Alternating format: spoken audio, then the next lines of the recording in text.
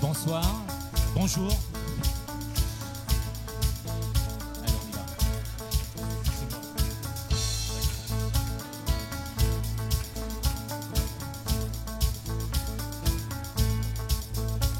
Lève-toi, mon âme, et souviens-toi. Tout mon péché, il a enterré. Ce n'est plus moi qui vis, c'est Christ qui vit en moi. J'étais mort, mais je suis passé de l'ombre à la lumière.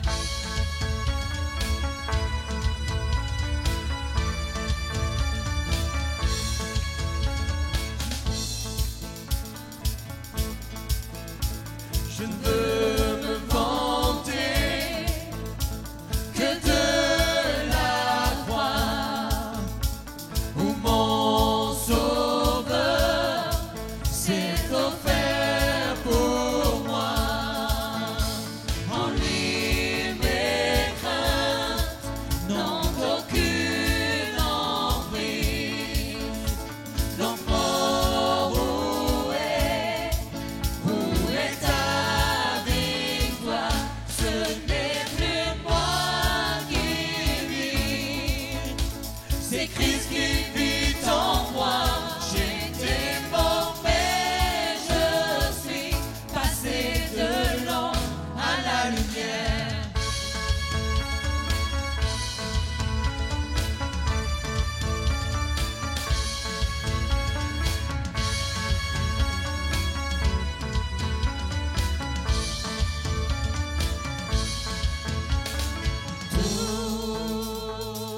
Tout en moi veut t'adorer.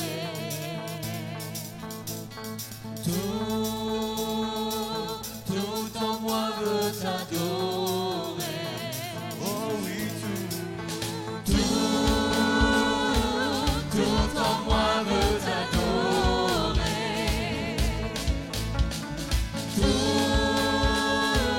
Tout en moi veut t'adorer. Oh oui, tout en moi veut t'adorer. Ce n'est plus moi qui vis, c'est Christ qui vit en moi. J'étais mort, mais je suis passé de l'ombre à la lumière.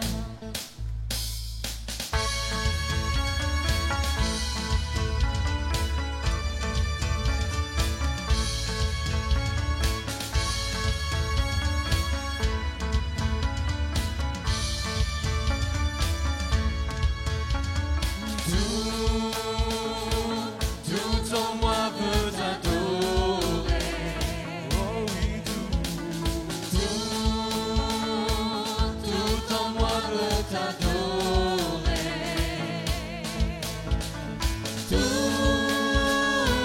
Tout en moi veut t'adorer.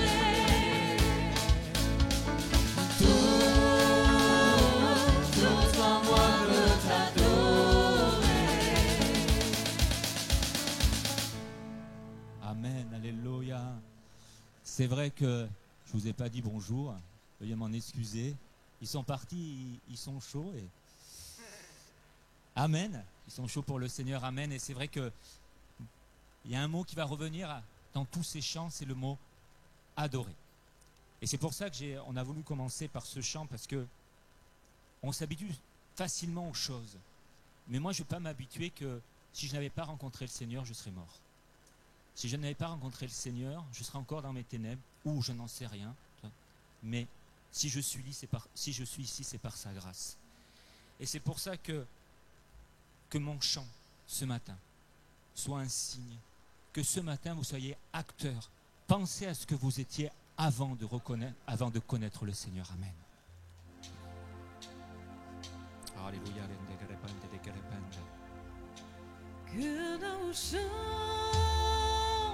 soient comme un signe, nos louanges, un accueil.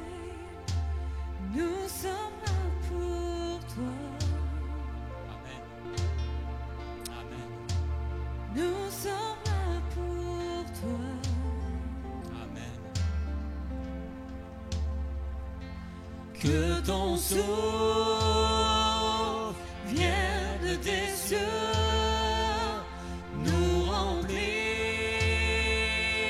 de ta vie. Nous sommes là pour toi.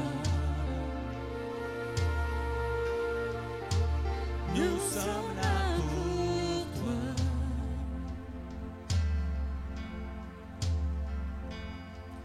Nos cœurs sont ouverts au tien, nous ne te cachons rien, nous avons soif de toi. Car tu es le Dieu saint, tout autre Dieu est vain. Oh, que ton feu descend.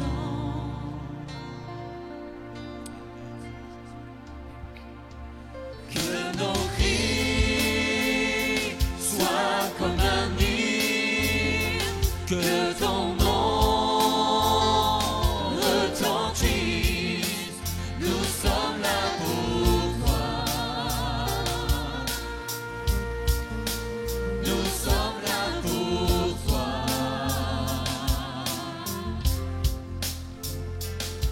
Avec force, dis un seul mot, et les morts revivront.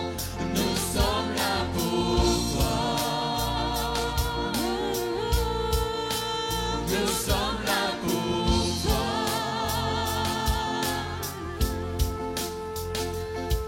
Nos cœurs sont ouverts au tien, nous ne te cachons rien, nous avons soif de toi.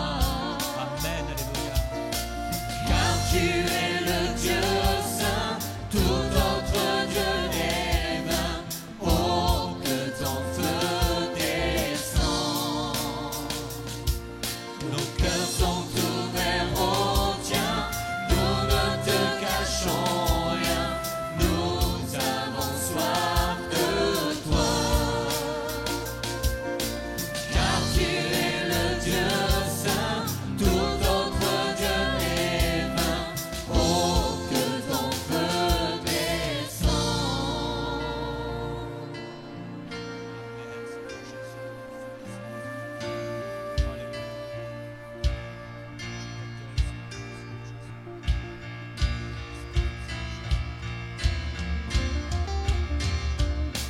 Seigneur, nous t'accueillons, Seigneur, nous t'accueillons, ô roi et Dieu d'amour, tu es le bienvenu.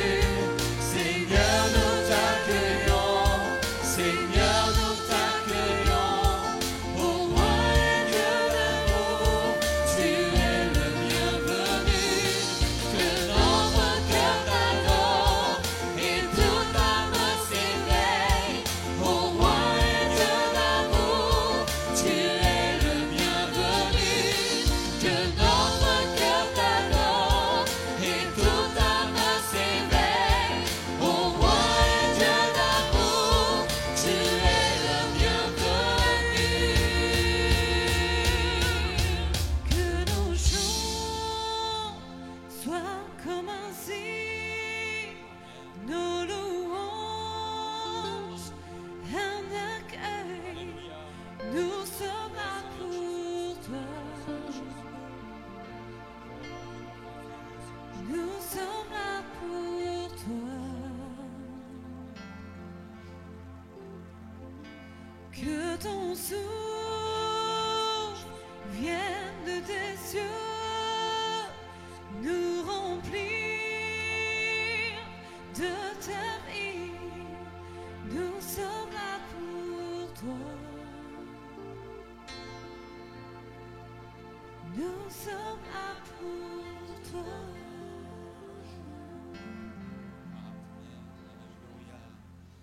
C'est vrai, Seigneur, nous sommes là pour toi. Et il y a un verset qui m'a toujours interpellé, c'est celui-ci. Il me vient, il me dit, ce ne sont pas ceux qui crient Seigneur, Seigneur qui seront sauvés, mais ce sont ceux qui feront ma volonté.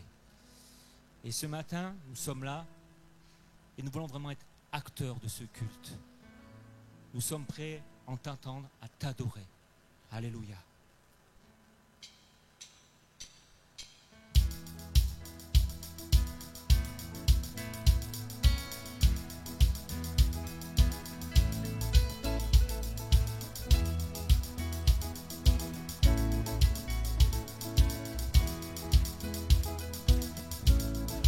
Voici Seigneur,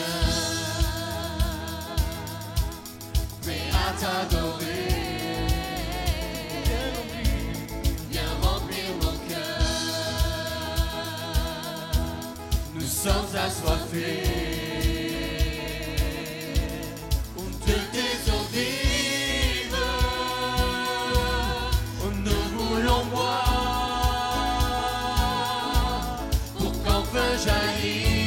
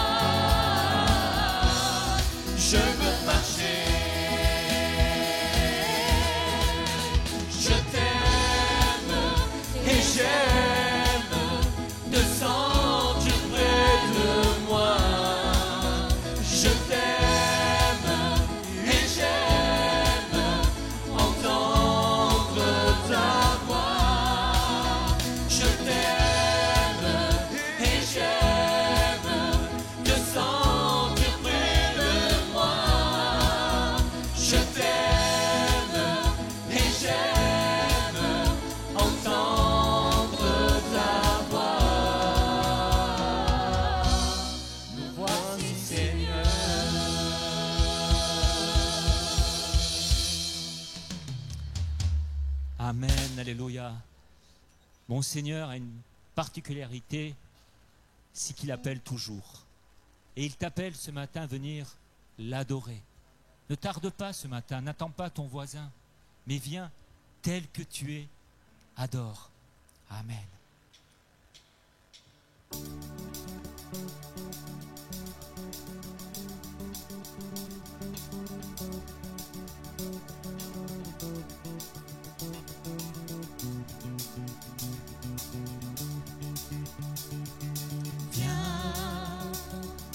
Ne tarde plus, adore. Viens, ne tarde plus, donne ton cœur. Viens, tel que tu es, adore. Viens, tel que tu es devant ton Dieu. Viens. Un jour toute langue dira tu es Dieu. Un jour tout genou fléchira. Mais le vrai trésor est pour ceux qui t'ont choisi dès aujourd'hui. Viens, ne tarde plus, adore. Viens,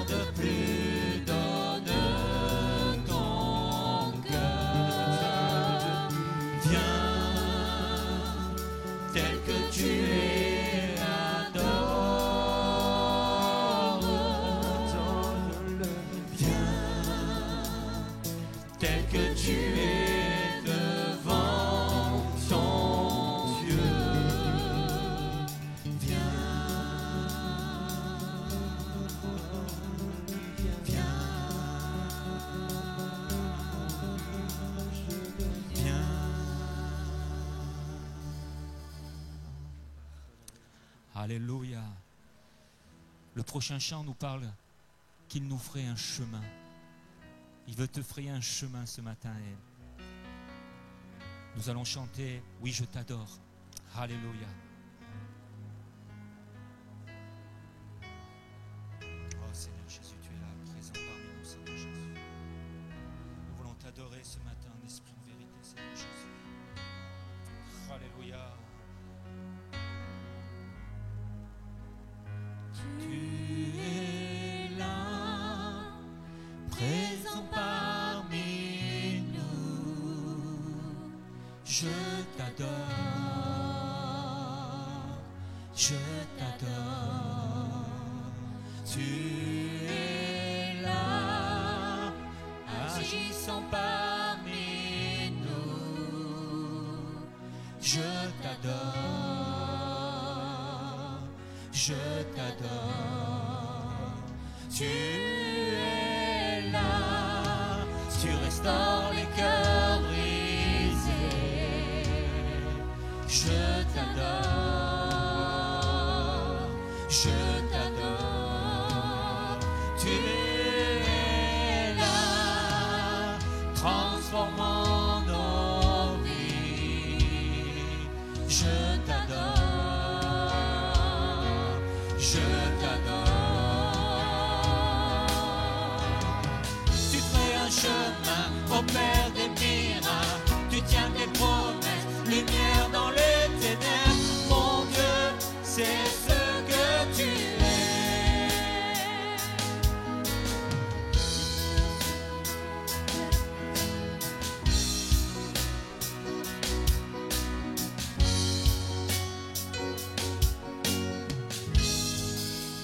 Tu es là, présent parmi nous.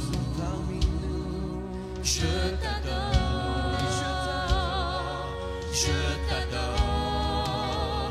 Tu es là, agissant parmi nous.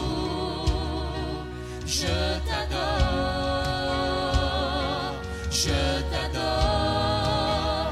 Tu es là, tu restaures les destinées.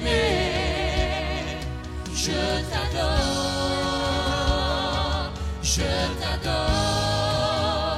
Tu es là, tu impactes nos vies. Je t'adore, je t'adore.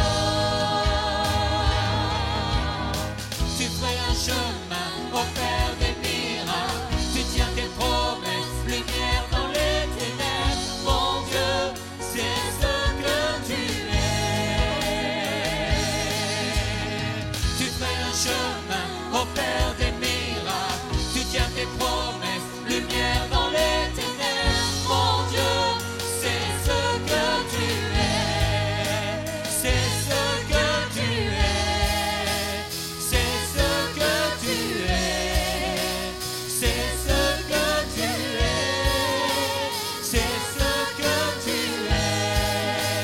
C'est ce que tu es. C'est ce que tu es. C'est ce que tu es. C'est ce que tu es.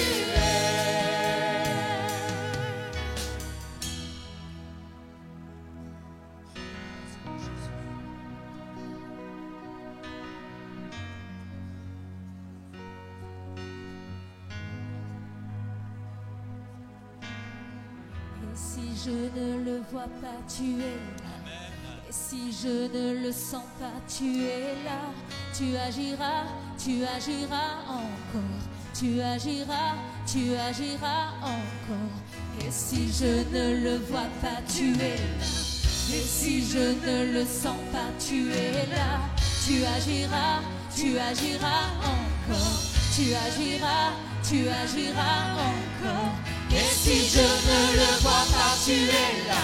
Et si je ne le sens pas, tu es là. Tu agiras encore. Tu agiras encore.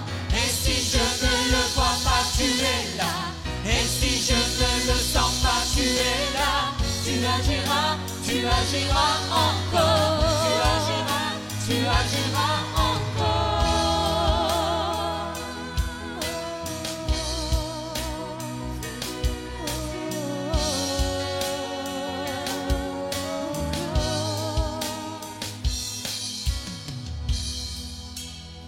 Alléluia, Seigneur Jésus.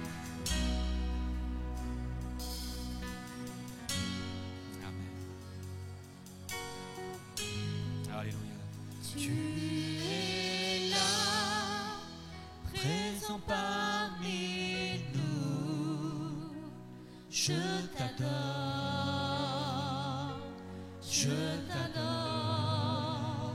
Tu es là, agissant parmi nous.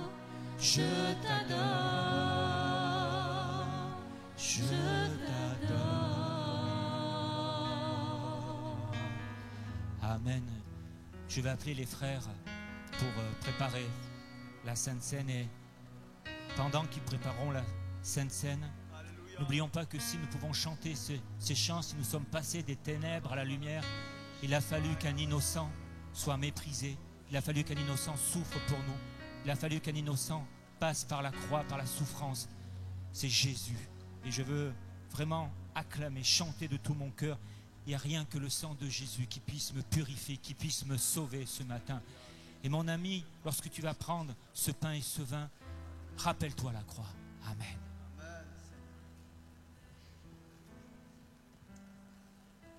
Et ensuite, nous pourrons adorer notre Seigneur.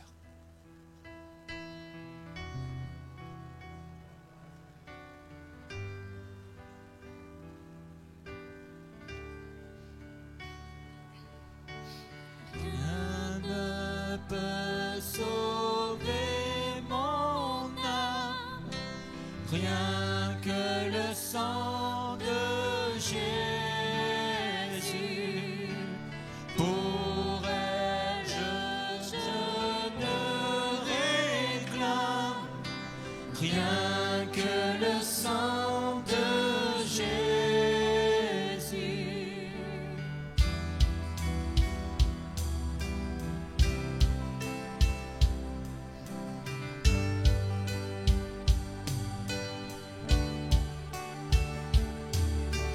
Pour mon pardon, je ne vois rien que le sang de Jésus. Pour mon salut, je ne crois rien que le sang de Jésus. Par le don de la croix, tu nous purifies.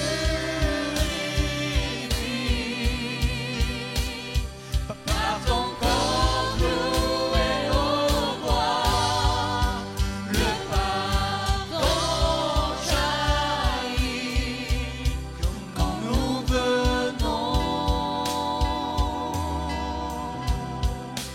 devant toi.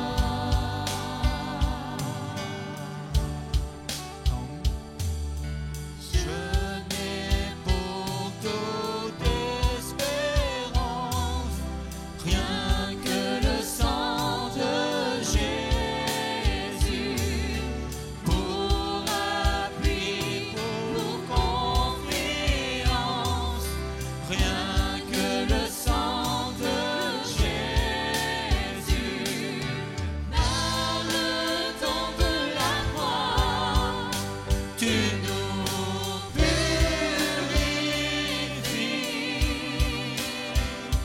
Par ton corps cloué au bois, le pardon jaillit quand nous venons devant toi. Quand nous venons devant toi.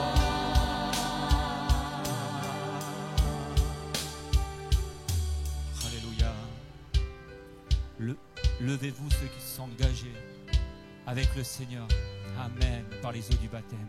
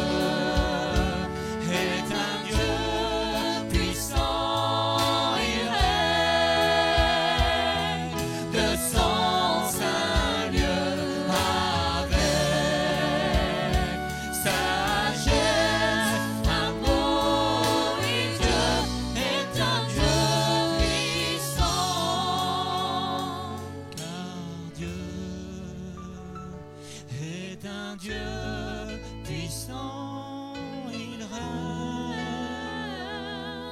de son saint lieu avec sagesse, amour et Dieu est un Dieu puissant. Amen, alléluia. Confessons encore ce matin la puissance de Dieu dans notre vie, alléluia.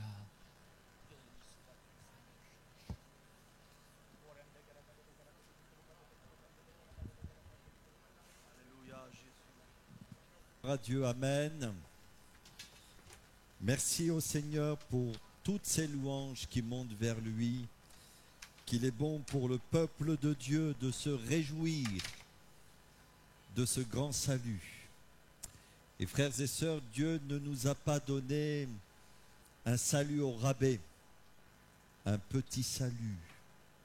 Il ne nous a pas simplement donné quelques gouttes de bénédiction comme ça. Il nous a donné en Jésus un salut parfait, un grand salut. Il a manifesté toute sa puissance pour nous arracher à la mort, pour nous arracher à la perdition et de faire de nous son peuple, ses enfants par adoption. Et nous bénissons de tout notre cœur pour ce que Jésus fait et ce qu'il va faire, ce qu'il va continuer de faire. Amen. Peuple de Dieu, vous pouvez dire Amen pour tout ce que Jésus va continuer de faire dans notre vie. Alors vous savez que en ce moment, nous essayons d'étudier le thème de la prière. Dans un premier temps, nous avons parlé de la prière comme un don de Dieu, comme un trésor que Dieu nous a accordé. Ensuite, nous avons parlé de la responsabilité du chrétien par rapport à la prière. Et nous allons voir ce matin que pour triompher de nos difficultés, quelle que soit la nature de celles-ci, eh bien, le chrétien est appelé à emprunter le chemin de la prière. C'est le chemin que Dieu nous a tracé. Quand nous rencontrons des épreuves, des difficultés, des problèmes, des tentations, Dieu nous appelle d'une manière énergique à prier, à nous placer devant lui et à compter sur sa grâce. Vous lisez la Bible? Rassurez-moi, vous lisez la Bible. Et quand nous lisons notamment la deuxième épître aux Corinthiens, l'apôtre Paul, dans cette épître aux Corinthiens, va énumérer, c'est-à-dire il va faire la liste de toutes les choses qu'il a rencontrées, en tout cas une grande partie des choses qu'il a rencontrées pendant sa vie chrétienne. Il va parler dans cette deuxième épître aux Corinthiens des persécutions qu'il a subies. Il va parler de ses naufrages, il va parler de la prison, il va parler des coups. Il va parler des insultes de ceux et de celles qui étaient ennemis de la croix. Il va parler de toutes ses souffrances, de ses peines, de sa solitude, de ses abandons qu'il a connus. Il va parler de toutes ces choses. Et pourquoi Paul a vécu cela? Était-il un malfaiteur? Non. Était-il un escroc? Non. Était-il un menteur? Pas du tout. Alors c'est sûr que si vous mentez, si vous êtes un escroc et que vous avez des problèmes, il ne faut surtout pas vous plaindre. Parce que vous payez tout simplement les conséquences de votre malhonnêteté. Mais l'apôtre Paul connaissait et subissait toutes ces choses, non pas parce qu'il était un malfaiteur, mais il les subissait à cause, et simplement à cause du beau nom de notre Seigneur Jésus. Il s'était fait un devoir, bien sûr, poussé par le Saint-Esprit, de servir Dieu et de proclamer la croix, quels que soient les obstacles qu'il allait rencontrer dans sa vie, afin que le plus grand nombre soit sauvé et parvienne à la connaissance de la vérité. Toujours dans cette lettre aux Corinthiens, Paul va faire monter des actions de grâce. Il va laisser son cœur s'ouvrir et louer le Seigneur. Il va l'adorer comme nous l'avons fait ce matin. Et il va dire notamment, et vous pouvez revoir ce verset au chapitre 2, il va dire « Grâce soit rendue à Dieu ». Grâce soit rendue à Dieu qui nous fait toujours triompher en Jésus-Christ. Vous avez écouté, frères et sœurs? Je vais répéter le verset pour bien qu'il s'imprime dans votre cœur ce matin. 2 Corinthiens chapitre 2, verset 14. Il nous est dit, grâce soit rendue à Dieu qui nous fait toujours triompher en Christ. Le mot triompher veut dire une éclatante victoire. Et Dieu ne nous a pas sauvés, et comprenez-le, comprenons-le, approprions-nous les victoires de notre Seigneur Jésus. Dieu ne nous a pas délivrés de la mort, de la perdition, de l'esclavage du péché, pour que nous continuions à vivre dans la défaite. Le désir de Dieu, ce n'est pas que tu vives dans la défaite. Le désir de Dieu, ce n'est pas que tu continues à être esclave de tes addictions, être esclave de tes vices, être esclave de tes mauvais penchants, être esclave de ton mauvais caractère. Le désir de Dieu, c'est de t'amener à vivre pleinement la vie de Jésus. Et Paul peut dire, voilà, Dieu nous a fait triompher, nous fait toujours triompher, nous donne cette éclatante victoire. Comment? En Christ. Et simplement en Christ. Et nous allons le découvrir dans quelques instants, parce que en dehors de Jésus, il n'y a pas de victoire possible. Et cette expression en Christ, nous la retrouvons souvent dans la Bible. Et nous aimons notamment ce passage qui nous dit dans 2 Corinthiens chapitre 5, verset 17, qu'est-ce qu'il est dit? Si quelqu'un est en Christ, il est une nouvelle créature. Les choses anciennes sont passées et voici, toutes choses sont devenues nouvelles. Non seulement il parle de cette éclatante victoire, mais il dit toujours.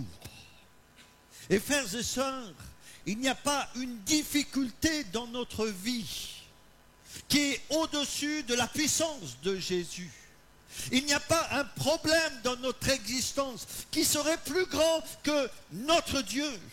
Il n'y a pas une épreuve qui serait au-delà de nos forces et de celles du Seigneur. Il nous fait toujours triompher. Et si le Seigneur dit toujours, c'est toujours. C'est pas peut-être. Quand vous prenez ce mot triompher, c'est le même qui est utilisé dans Colossiens chapitre 2, verset 13, verset 15, quand il est parlé de la victoire de Christ sur les puissances ténébreuses. Il est dit ceci, Jésus a dépouillé les autorités, les dominations, il les a livrées en spectacle, en triomphant d'elles par la croix. C'est-à-dire que la puissance qui s'est manifestée dans l'œuvre de Jésus a terrassé les puissances des ténèbres. Alors on pourrait parler de cette image que Paul utilise notamment dans Colossiens, quand il dit il les a livrés en spectacle. Et il faut savoir, quand une armée remportait une victoire, qu'est-ce qu'on faisait? On prenait ceux qui avaient été capturés, et notamment les chefs militaires. On les mettait sur des chars et on les faisait défiler dans la ville afin que tout le monde voie leur défaite. Ils étaient livrés en spectacle. Et c'est ce qui s'est passé pour les puissances des ténèbres. Elles ont été brisées par la puissance de Jésus. Et c'est le même mot, quand il est dit, il a triomphé d'elle, triomphant d'elle par la croix. C'est le même mot que Paul va utiliser, qui dit, il nous fait toujours triompher en Christ. C'est-à-dire que la puissance qui s'est manifesté à la croix pour briser la puissance des ténèbres, c'est la même puissance qui va se manifester dans notre vie pour qu'on soit victorieux. Pour triompher de nos épreuves. Et je suis sûr que vous en avez, comme tout à chacun. Tant qu'on vit sur cette terre, ça sera notre lot. Excusez-moi, je ne veux pas être prophète de malheur ce matin, mais qui ne connaît pas d'épreuves, de difficultés, de peines, de souffrances? Et bien d'autres choses qui viennent assaillir notre vie et mettre des poids sur notre existence. Et bien pour triompher des difficultés, des épreuves, j'ai envie de dire, quelle que soit la nature de ces épreuves, quelle que soit la nature, quelle que soit l'origine. Et vous savez qu'il y a dans la vie des petites épreuves, mais il y a aussi des grandes épreuves qui voudraient nous faire couler. Mais quelle que soit la nature et l'origine de ces épreuves, pour triompher d'elles, nous sommes appelés en tant que chrétiens d'emprunter le chemin de la prière. Et nous allons voir que si tu refuses délibérément d'entendre la voix de Dieu, et le Seigneur nous dit, si vous entendez sa voix, si ce matin la voix de Dieu résonne dans ton cœur, il est dit ceci, si tu entends la voix de Dieu, n'endurcissez pas votre cœur. Dieu t'appelle, Dieu nous appelle.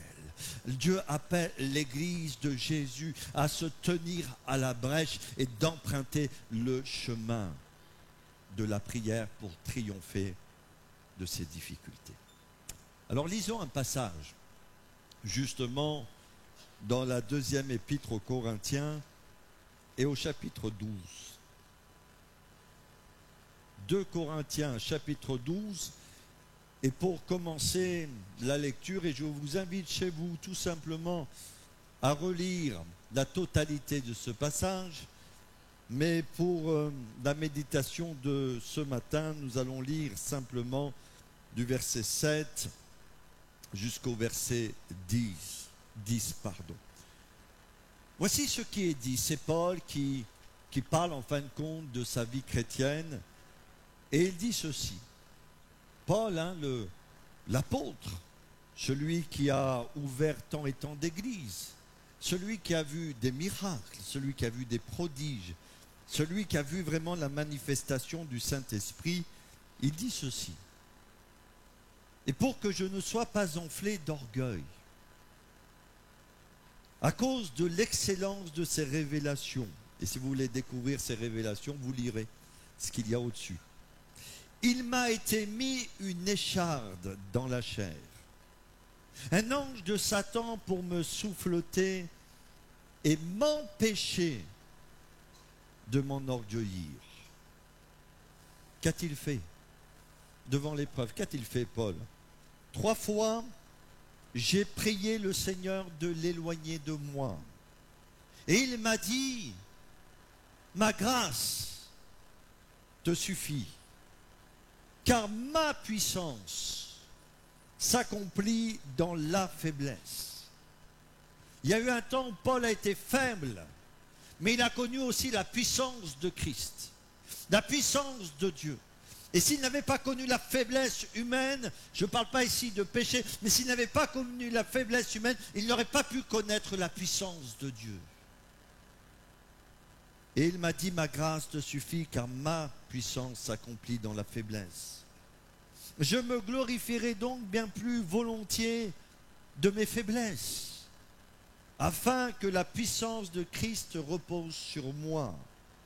C'est pourquoi je me plais dans les faiblesses, dans les outrages, dans les calamités, dans les persécutions, dans les détresses, pour Christ.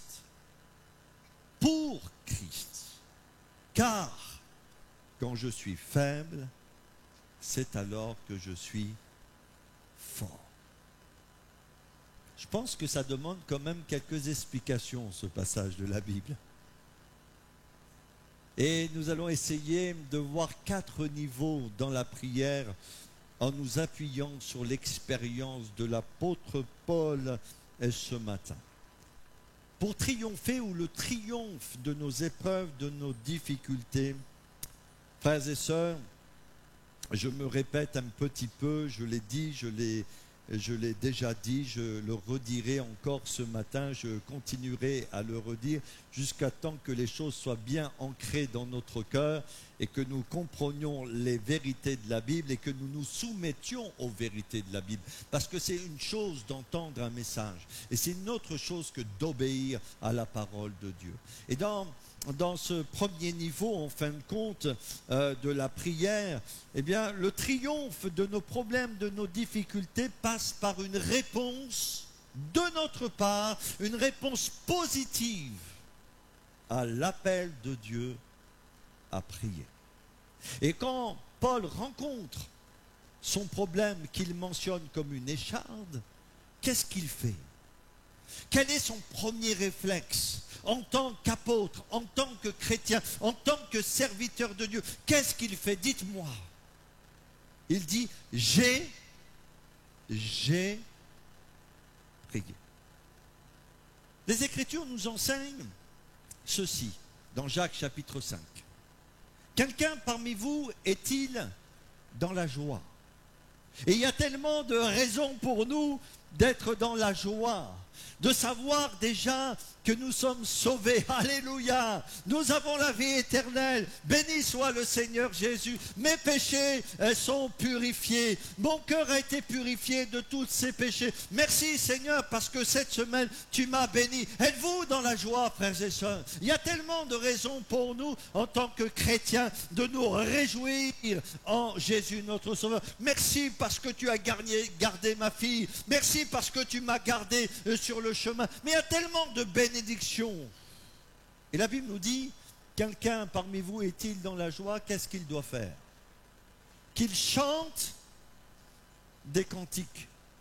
Non pas qu'il chante le blues du monde. Hein. Qu'il ne chante pas les souillures du monde. Qu'il ne chante pas les illusions qui sont là dans ce monde et qui mènent les êtres humains à la perdition. Qu'il ne chante pas les saletés qu'on peut entendre à l'extérieur, mais qu'il chante la gloire de Dieu et la puissance de l'Évangile, qu'il chante les cantiques. Et on peut faire la différence entre un chant et un cantique, mais qu'il chante les cantiques. Ça, c'est l'enseignement si vous êtes dans la joie. Et ce matin, merci Seigneur pour ces chants qui nous ont aider à exprimer notre adoration et notre louange devant Dieu. Et j'espère de tout votre cœur que vous avez participé pleinement, que nous avons uni nos cœurs et nos voix pour glorifier Dieu. Parce que le chant est là aussi pour nous aider à manifester cette adoration devant le Seigneur. Mais la Bible nous dit, quelqu'un parmi vous est-il dans la souffrance?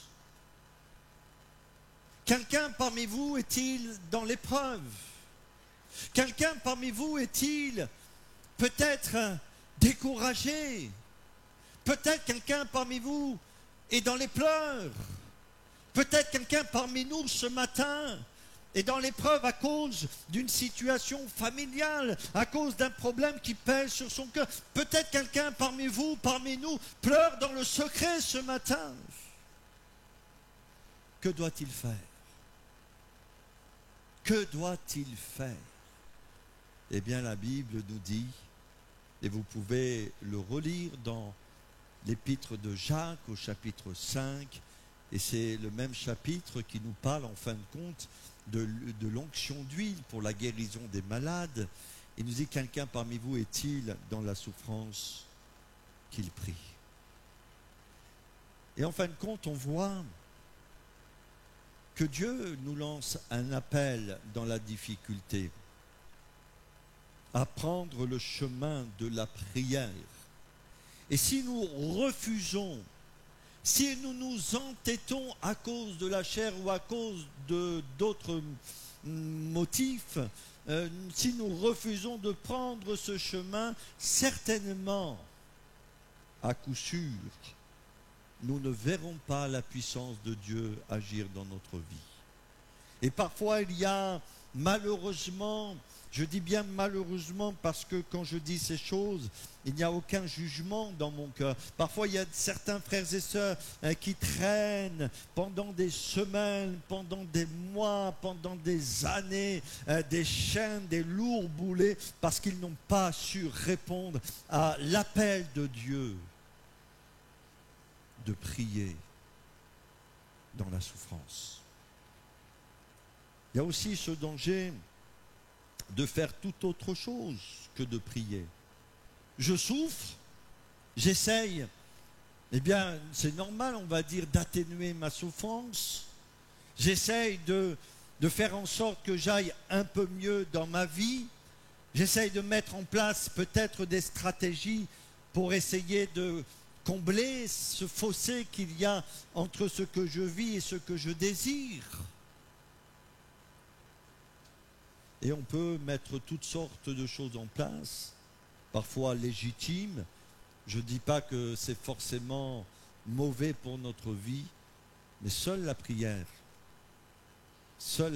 nous amènera à triompher des difficultés qui sont de nature bien souvent spirituelle.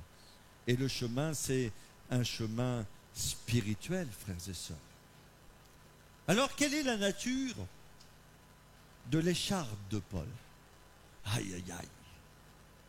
Une écharde, ça fait mal. Une écharde, ça blesse.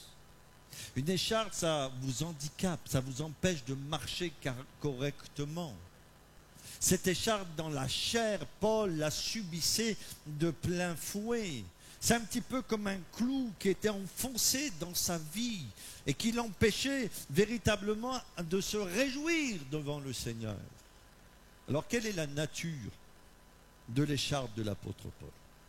Alors, je risque de vous décevoir parce qu'on ne la connaît pas. Paul ne l'exprime pas d'une manière claire. Alors, bien sûr, certains commentateurs ont essayé de trouver des explications à cette écharde. Il y a certaines personnes qui ont pensé que cette écharde, en fin de compte, était à l'origine de toutes les oppositions qu'il pouvait rencontrer dans son ministère, et notamment les ennemis de la croix. D'autres personnes, en s'appuyant sur un passage de l'Épître aux Galates, au chapitre 4, va parler d'une infirmité dans sa chair.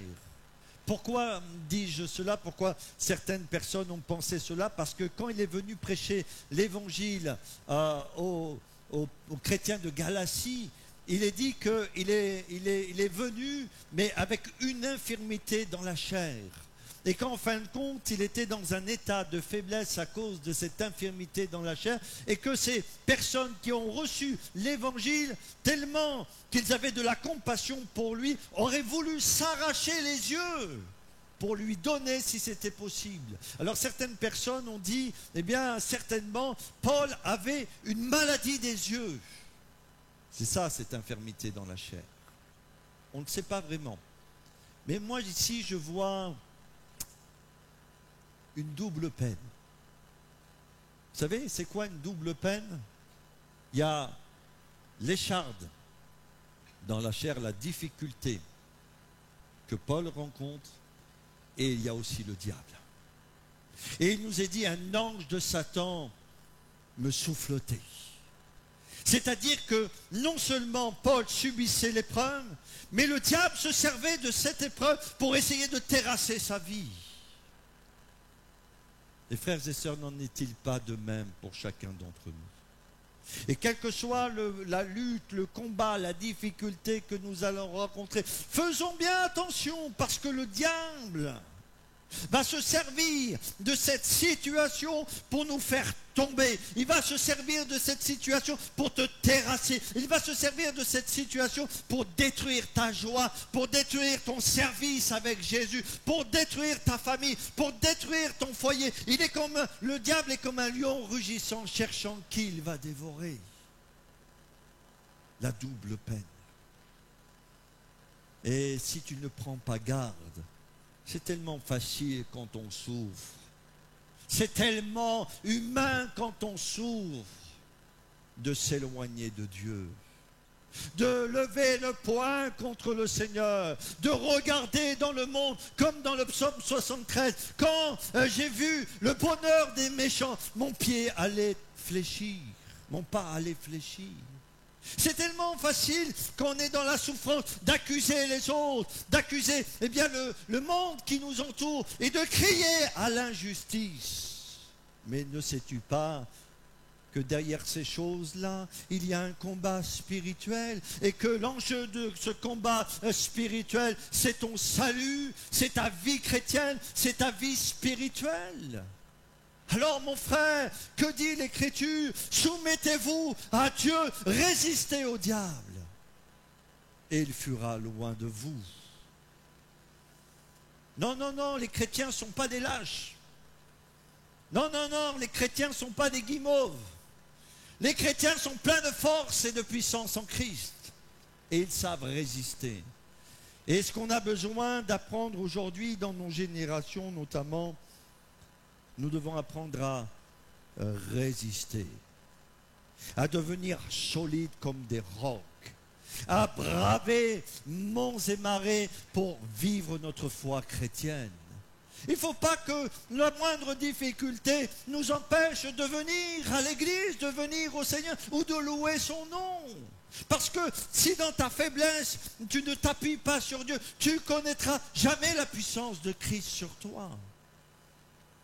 Il faut être des combattants. Et j'ai remarqué, plus les générations passent, moins on a de soldats dans les rangs du peuple de Dieu. Pourtant, Paul dit à Timothée, souffre avec moi comme un bon soldat.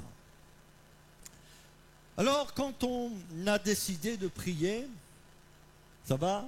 Vous me suivez? Vous me suivez? J'attendais que vous me disiez oui.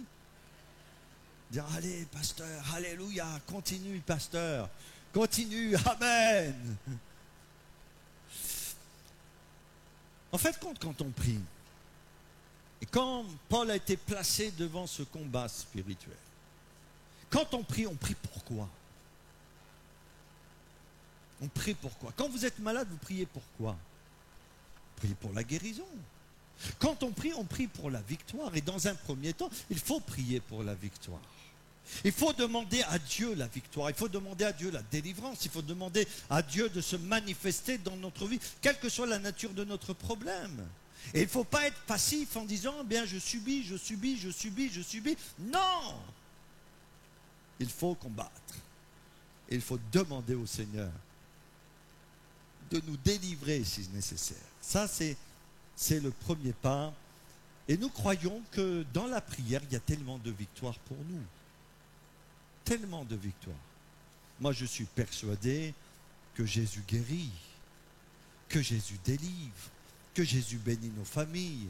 Je suis persuadé que si tu commences à marcher avec le Seigneur de tout ton cœur et que tu arrêtes d'être pollué par ce monde et la mentalité de ce monde et les désirs de ce monde, je vais te dire où ils sont la mentalité et les désirs de ce monde. Ils sont crucifiés à la croix parce que le vieil homme est crucifié et les désirs sont crucifiés. Alors ces désirs, ils sont morts pour moi.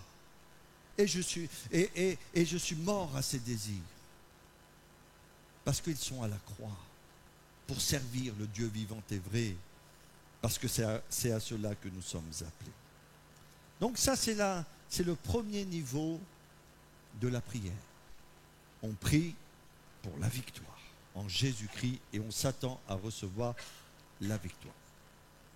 Le triomphe de nos difficultés, c'est aussi un cheminement dans la prière. Et la prière, ce n'est pas un monologue.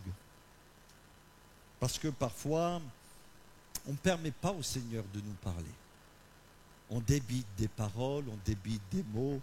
Parfois, on débite des paroles toutes faites, des phrases toutes faites. On ne réfléchit même plus à ce qu'on dit. Mais voilà, notre bouche, notre langue se met en action. Mais notre cœur est tellement déconnecté de notre bouche. Mais en tout cas, ce que je vois ici, c'est que la prière, ce n'est pas un monologue, c'est un dialogue. Et il y a un danger pour nous. Oui, il y a un danger quand nous lisons la Bible, ou quand nous écoutons une prédication comme ce matin, ou quand nous écoutons une prédication sur Internet, sur YouTube ou ailleurs. Il y a le danger pour nous. Vous savez c'est quoi le danger?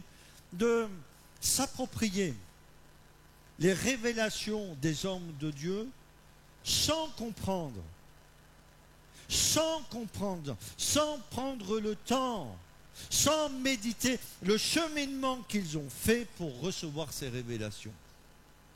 Et d'une manière très froide, nous aurions pu nous arrêter sur cette vérité. Ma grâce te suffit, car ma puissance s'accomplit dans la faiblesse. On aurait pu s'arrêter ça. Mais pour que Paul ait cette révélation, il a fait tout un cheminement spirituel. Vous comprenez ce que je veux dire? Non seulement il est dit « j'ai prié », mais 3 fois « j'ai prié ». Donc il est rentré lui-même dans un cheminement de la prière. Il a combattu dans la prière, il a réfléchi dans la prière, il s'est interrogé dans la prière, il a vraiment disposé son cœur à Dieu dans la prière à cause de cette souffrance-là. Et c'est là que Dieu a commencé à agir dans sa vie. Et j'ai remarqué, frères et sœurs, pourquoi j'ai remarqué cela? Est-ce encore un travers de notre société? Est-ce encore un travers du monde dans lequel on vit? On veut tout de suite les solutions. Est-ce qu'on est prêt à faire le cheminement que Dieu nous demande pour avoir la solution? On veut que les âmes se convertissent. Qui veut que les âmes se convertissent ici? Non, vous n'avez pas levé assez la main là. Vous voulez que les âmes se convertissent? Amen. Vous voulez que des âmes prennent les eaux du baptême? Amen. Vous voulez voir la puissance de Dieu? Mais est-ce que je suis prêt à faire le cheminement pour le voir? Je voudrais vous prendre un exemple. Est-ce que Paul était un gagneur d'âmes? Est-ce que Paul a gagné des âmes? Est-ce que Paul avait la passion des âmes? Est-ce qu'il avait l'amour des âmes? Dites-moi, frères et sœurs. Oui. Mais il va dire aussi, j'éprouve encore les douleurs de l'enfantement. Ça, c'est le cheminement pour voir des âmes être sauvées. Le cheminement des douleurs de l'enfantement. Sans les douleurs de l'enfantement, il n'y a pas d'enfantement. Sans ce cheminement, il n'y a pas d'âme gagnée au Seigneur. Et nous voulons voir des choses. Et nous voulons nous approprier les révélations de Dieu sans faire le cheminement. C'est une folie. C'est une folie. Tu veux voir tes enfants se convertir? Il faut que tu commences à prendre le chemin qui permettront à tes enfants de se convertir. Tu veux voir l'Église grandir, tu veux voir des âmes être sauvées, il va falloir qu'on prenne le chemin pour cela. Et ne croyez pas que Paul n'a pas parcouru ce chemin pour avoir cette révélation. Si, il y a un prix à payer, c'est le renoncement à nous-mêmes. Et tant qu'on ne comprend pas ce prix à payer du renoncement à nous-mêmes, il y a le danger pour nous de stagner dans notre vie spirituelle et ne pas voir la gloire de Dieu parce que nous sommes tellement préoccupés par le monde, que le monde a tellement de place pour nous, que l'Église est une activité parmi d'autres activités. C'est faux, c'est un mensonge que le diable encore a mis dans ta tête.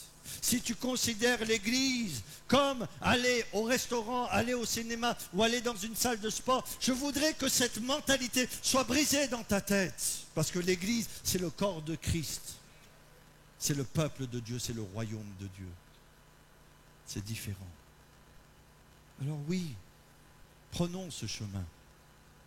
Prenons ce chemin du renoncement dans la prière. Non pas que ce renoncement va faire de nous des gens qui vont être acceptés de Dieu. Non, notre justice, c'est Christ. Mais qui va permettre de Dieu de nous utiliser. va permettre au Seigneur que nous soyons des canaux de bénédiction. Et si vous avez un jardin, vous pouvez avoir le plus beau des tuyaux. S'il y a des nœuds dans ce tuyau, même si la source, elle marche, mais est-ce qu'il sera utile pour arroser le jardin? Non, alors soyons pas des chrétiens avec des nœuds. Il y en a qui se font des nœuds à la tête, mais ça c'est autre chose. Est-ce que ça va encore? Amen. Allez pasteur, vas-y pasteur. Quelle est l'attitude de Paul dans la prière? Ça j'aime bien, ça m'a beaucoup parlé ces derniers temps. Ça m'a beaucoup parlé parce que parfois il y a une pensée qui est véhiculée dans nos églises et parfois dans les enseignements aussi de certaines personnes, c'est l'interprétation des silences de Dieu. Et en fin de compte, je disais, c'est bien de s'arrêter un peu sur le cheminement et ne pas s'arrêter simplement sur les révélations. Mais Paul, il a prié combien de fois? Il a prié 3 fois. Et on peut se poser la question, mais Paul, entre la première et la deuxième fois, qu'est-ce que tu as pensé? Et entre la deuxième et la troisième fois, qu'est-ce que tu as pensé, Paul? Et en fin de compte, entre la première et la troisième fois, la première et la deuxième fois, la deuxième et la troisième fois, vous savez ce qu'il y a eu? Un silence. Un silence. Le silence de Dieu. Et j'ai remarqué que, parce que nous sommes humains et qu'on n'aime pas le silence, pas le silence de mort, mais on n'aime pas les silences. Parce que les silences nous dérangent, parce que les silences nous mettent mal à l'aise, parce que les silences pour nous sont synonymes de mort. On va les interpréter. C'est plus fort que nous, il faut qu'on les interprète. Il faut qu'on donne une solution ou une explication à ces silences. Et souvent l'interprétation du silence, c'est non. Dieu, tu ne me réponds pas, alors c'est non. Et le non engendre l'arrêt de la prière, l'arrêt du combat, l'arrêt de se tenir devant le Seigneur. Et il y a de notre part un décalage entre ce que Dieu avait prévu et ce que nous faisons, parce que nous interprétons ce silence comme un non. Est-ce que Paul s'est arrêté de prier dans le silence? Non. Est-ce qu'il a interprété ce silence de Dieu comme un non? Non. Mais il a interprété ce silence comme de la persévérance, comme il fallait persévérer dans la prière. Selon l'enseignement de Jésus, dans Luc chapitre 18, il faut toujours prier et ne point se relâcher. Et si au moins ça, vous pouvez garder ça sur votre cœur, la prière valable, c'est celle qui reçoit une réponse. Si tu pries et que tu n'as pas de réponse, je n'ai pas dit l'exaucement parce que les réponses de Dieu ne sont pas forcément les nôtres, mais un silence n'est pas une réponse. Vous comprenez ce que je veux dire? Si tu pries et que tu n'as pas de réponse, tu dois persévérer dans la prière. Si tu n'as pas de réponse, il faut que tu te poses des questions. Il faut que tu te poses des questions. Déjà, sachez que quand on prie, il y a de l'opposition. Il y a de l'opposition à l'extérieur parce que le malin veut nous empêcher de voir la gloire de Dieu. Mais non seulement à l'extérieur il y a de l'opposition, mais il y a aussi de l'opposition parfois même dans notre cœur. Et quand tu commences à prier et qu'il y a des silences, je vais te dire, c'est l'examen pour ta vie. Dieu veut que tu rentres en toi-même et que tu regardes s'il y a quelque chose qui t'empêche de voir la gloire de Dieu. Est-ce qu'il y a une pierre là qui est là dans ta vie? Quelque chose que tu dois bouger dans le nom de Jésus pour voir la puissance de Dieu se manifester. Et tant qu'il y a cette pierre qui est là, tant qu'elle est là, Dieu se fera silencieux. Mais si tu commences intérieurement à éliminer toutes ces choses que tu sais consciemment comme un obstacle à Dieu dans ta vie, Dieu va commencer à te parler. Dieu va commencer à agir. Vous savez, la dureté de cœur, le jugement, le mépris des autres, la supériorité, l'orgueil, les mauvaises pensées, se croire meilleur. Oh, la langue, ce petit membre qui fait tellement de mal, blablabla, blablabla, blablabla. Eh bien, blablabla, ça fait des montagnes dans ton cœur qui t'empêchent d'entendre la voix de Dieu pour toi. Et il faut que tu t'en débarrasses. Et la meilleure façon de s'en débarrasser, c'est de nous rappeler que le vieil homme, il est crucifié avec ses passions et ses désirs. Je suis mort à ma vieille vie. Je suis mort à ma vieille vie. Ma vieille vie, elle est morte pour moi. Je vis pour Christ. Et c'est sur cette base-là qu'on peut connaître la délivrance. Le but de la prière, c'est de recevoir une réponse. Troisième niveau, la prière, le triomphe de nos difficultés passe par une écoute dans la prière. Apprendre à écouter Dieu quand on prie. À laisser le Saint-Esprit parler à nos cœurs quand on prie. Et vous connaissez ce passage dans 1 Samuel qui dit ceci, « Parle ».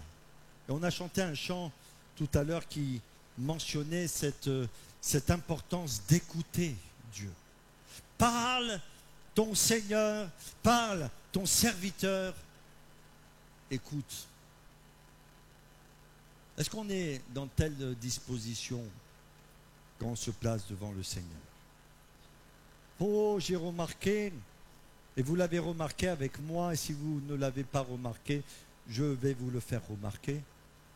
Mais quand on prie, parfois, on est tellement encombré dans notre âme. On commence à prier, mais il y a tellement de distractions, il y a tellement de choses là qui sont comme des pollutions dans notre âme. Il y a de l'agitation. C'est comme Marthe qui était agitée et qui se plaignait, qui n'arrivait pas à se placer aux pieds de Jésus pour l'entendre, contrairement à Marie. Quand on commence à prier, il y a peut-être de l'agitation. Ton âme a trop pris de place et tu ne peux pas entendre la voix de l'Esprit. Tes préoccupations, les convoitises de la chair, l'orgueil de la vie, s'est emparé de ton âme et tu ne peux pas entendre la voix de l'Esprit. Il est temps pour toi de faire silence dans ton cœur pour que ton Seigneur te parle. Vous savez, la voix de Jésus, moi je crois que la voix de Jésus, elle est douce. La voix du Saint-Esprit, elle est douce.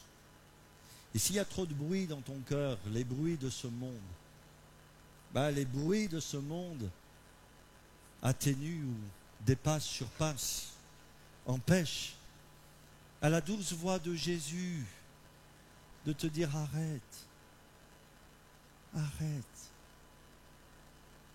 je vais te montrer le chemin que tu dois prendre pour la bénédiction.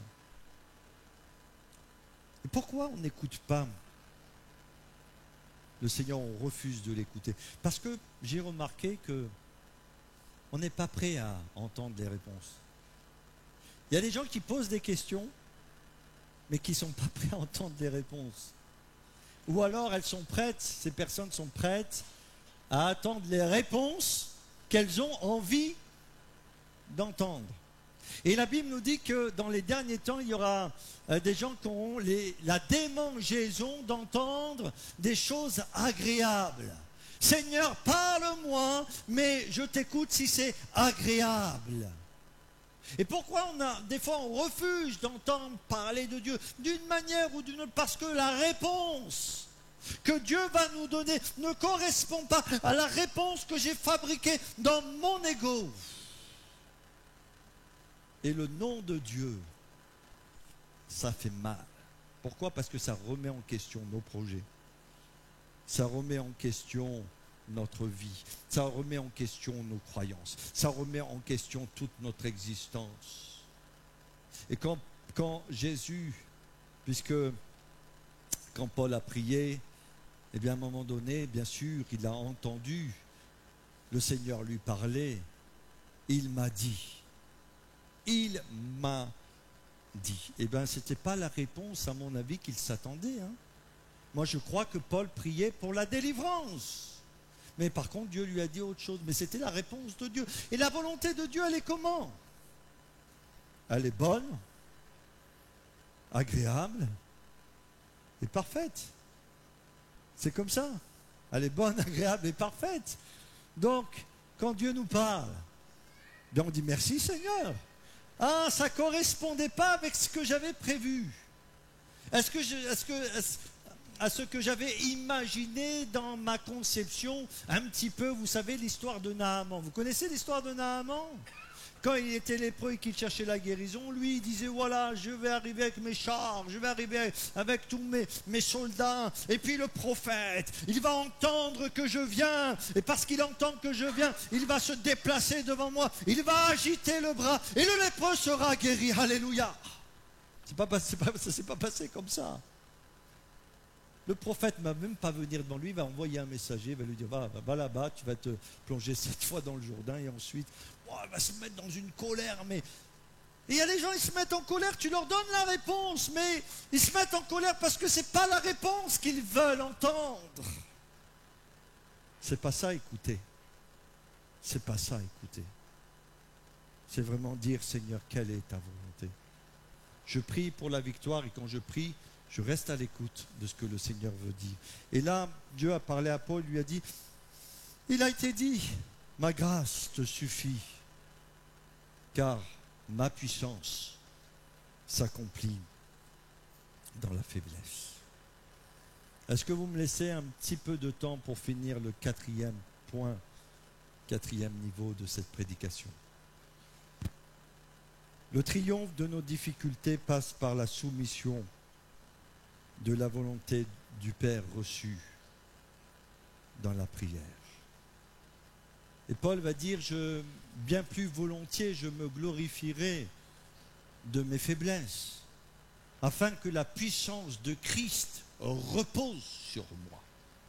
Et quand il est parlé de faiblesse, c'est que Paul considérait que toutes ses capacités humaines étaient insuffisantes pour triompher de ces difficultés. Et au lieu de faire reposer sa force, sa puissance, son énergie, sa vigueur sur les choses humaines, passagères, terrestres de ce monde, eh bien, il les fait reposer sur Christ afin que sa puissance de Christ repose en lui. En fin de compte, quand Dieu lui parle, il ne voit plus les choses de la même manière. Il voit des choses d'une manière complètement différente. Ah, ça y est! Son esprit s'est illuminé. Les choses deviennent limpides, les choses deviennent claires. Dieu a parlé et tous les doutes se sont dissipés dans son cœur. Tous les nuages ont été soufflés par le Saint-Esprit. Pourquoi? Parce que Paul, en fin de compte, il va dire, ah, j'ai reçu des révélations excellentes. Il va parler de lui comme cet homme qui a été levé dans le ciel de gloire. Il a vu des choses qu'on ne peut pas exprimer avec des mots, tellement qu'elles sont ineffables. Et puis il sait très bien, parce qu'il est encore dans un corps de chair, que l'orgueil à cause de ces révélations peut le faire tomber. Et il comprend que, eh bien, qu'il soit dans la faiblesse humaine est une nécessité pour lui, afin qu'il ne s'enorgueillisse pas.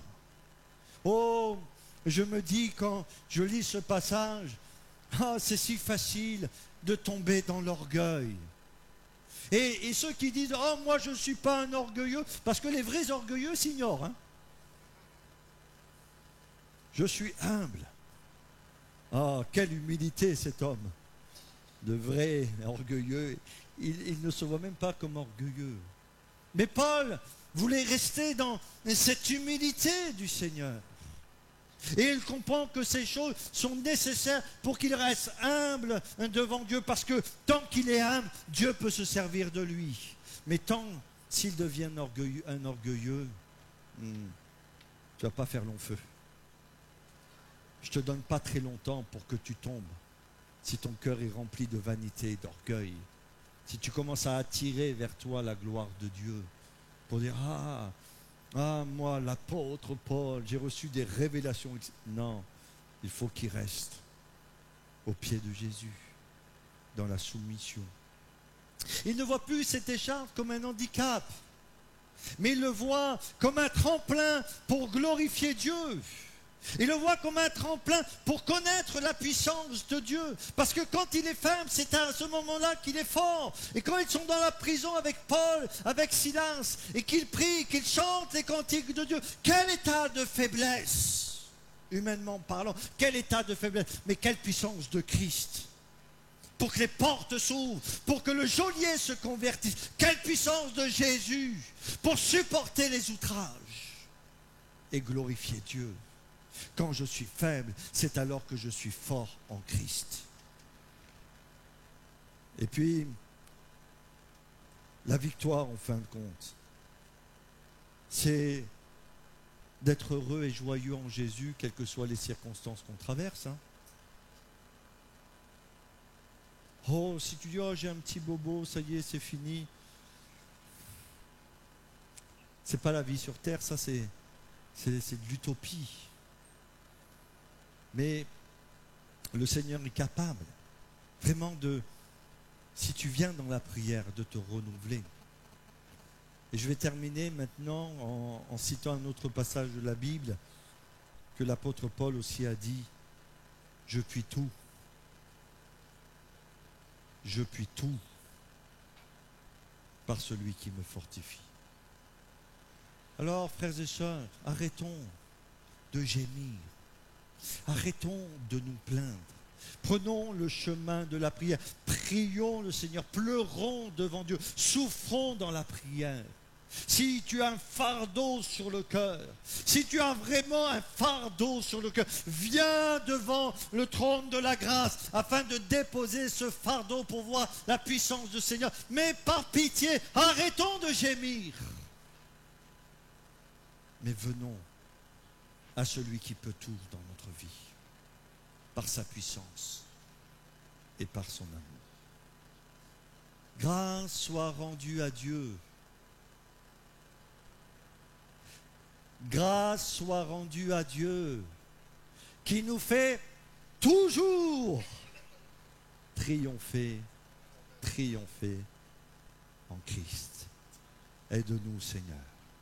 Aide-nous à rester humbles, à rester en toi, à rester cachés en toi, à pleurer devant toi. Et je sais que la vie de Christ, la puissance de Christ reposera sur nous et nous permettra de vivre les victoires dont nous avons besoin. Amen. Je vais inviter Christophe à revenir avec les chantres et les musiciens. Et on va terminer par la prière. On va demander au Seigneur de nous aider, de nous bénir. Merci Père pour ta grâce, pour ton amour, pour ta fidélité. Et il est vrai, Seigneur, apprends-nous à prendre ce chemin de la prière, à recevoir, Seigneur, ce que tu as préparé pour nous dans la prière. Et comme je l'ai dit, nous le confessons, je puis tout par celui qui me fortifie. Mais nous connaîtrons ta force dans ces moments privilégiés avec toi. Je te bénis, Père, dans le nom de Jésus. Amen.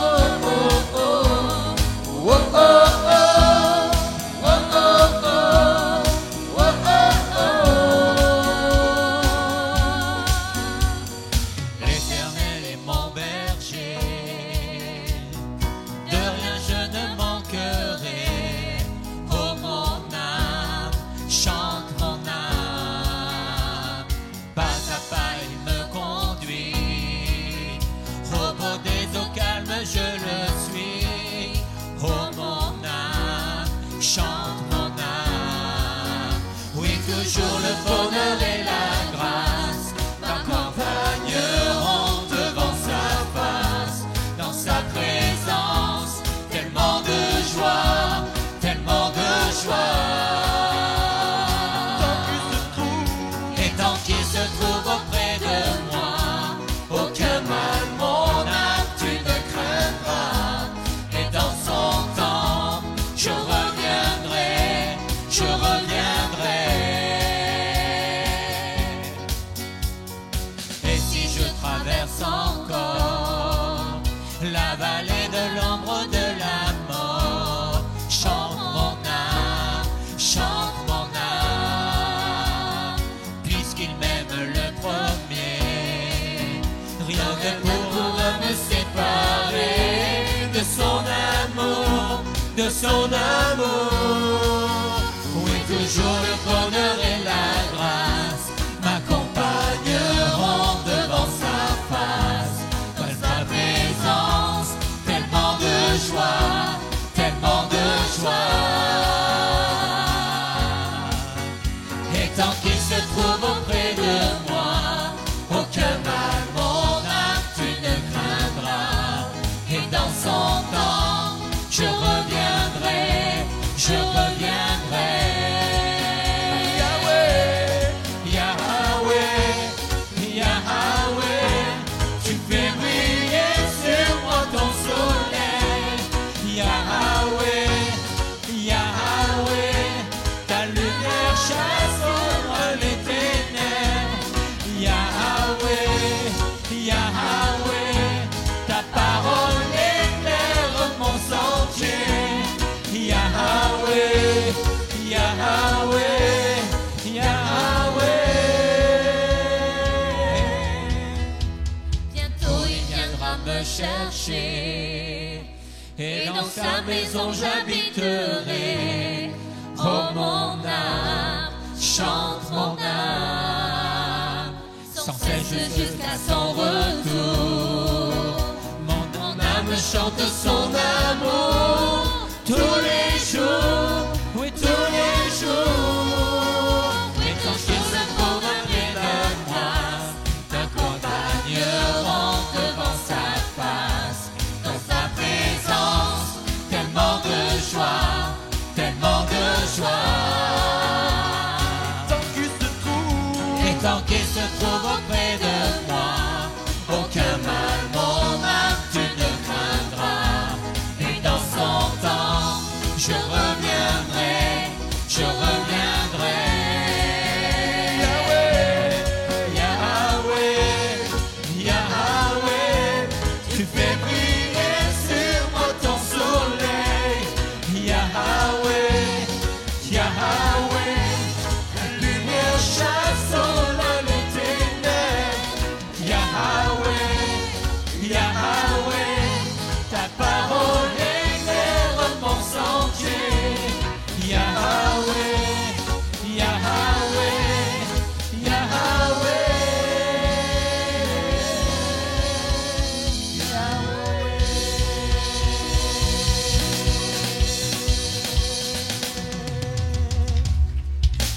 Amen. Bonne journée à tous et à cet après-midi pour la jeunesse. Amen.